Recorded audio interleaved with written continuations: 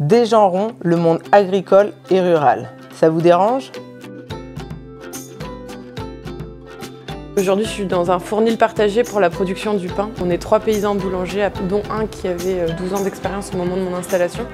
Je me suis dit, en fait, je vais pouvoir continuer à me former sur la boulange et aussi aux cultures avec lui. Mais à terme, je vais avoir un fournil d'ici 2024 où je pourrai un peu plus regrouper la production, la transformation et la vente. J'ai plein de portes qui sont ouvertes, qui m'auraient jamais été ouvertes si j'étais pas ou de la région, ou fille d'agriculteur, ou fille de mon père. Alors après, forcément, les petits garçons, ils ont beaucoup traîné les tracteurs avec leur père, donc il y a des expériences qu'ils l'ont finalement aussi. Et les filles, pas toujours, quoique moi, dans la famille, c'était plus moi qui allais faire les tours de tracteur avec mon père. Donc. Par contre, sur la mécanique, c'est sûr que ça, c'était le jeu de mon frère. Les gars, ils héritent à coller au basque de leur père avoir déjà démonté des trucs, avoir déjà testé des outillages électroportatifs ou des choses comme ça. Et nous, en fait, on arrive au moment où on est adulte et on n'a jamais on n'a jamais trop pris le temps de regarder les gens faire et on n'a jamais trop essayé, quoi. Alors qu'en fait, quand t'es enfant, on t'autorise à un peu essayer, tester et on t'autorise à être lent et à pas y arriver. Alors que quand t'arrives à 30 ans et que tu prends la première fois une tronçonneuse et t'es là, ah. Et là, il faut que ça marche direct parce qu'en plus, t'es en activité, t'as plus le temps d'apprendre, quoi. Et maintenant, il faut que ça marche. Femmes et hommes n'accèdent pas aujourd'hui aux métiers traditionnellement masculins par les mêmes voies.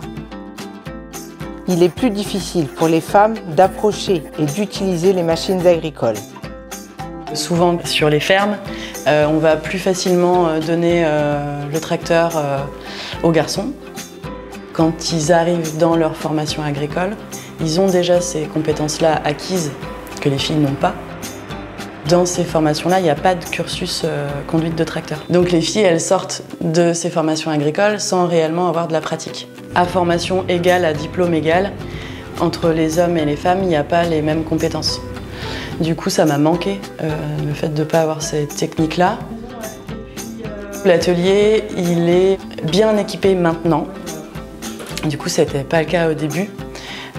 Du fait de la courte formation que j'avais eue à la Chambre d'agriculture sur l'UCAR Transfo, on ne nous parle pas des différentes machines, des différents outils qui vont être lourds.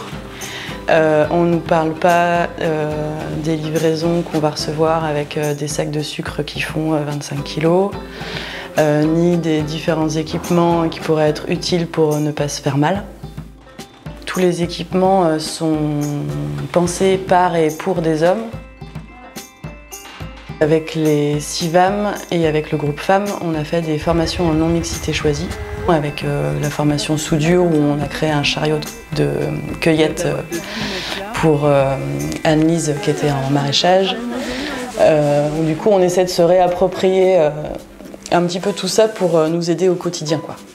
Cette culture collective-là nous enferme, comme elle enferme les hommes. Elle confine les individus dans des rôles genrés. Moi, j'ai choisi exprès de travailler dans des réseaux bienveillants et qui soient dans une philosophie d'égalité en général au travail et d'un bien-être général au travail, en fait.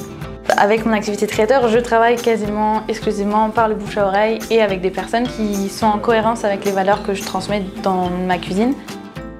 J'évolue dans un milieu qui correspond vraiment à mes valeurs, quoi. Nous, femmes rurales du réseau des CIVAM, affirmons qu'ensemble, femmes et hommes, sommes capables de faire mieux.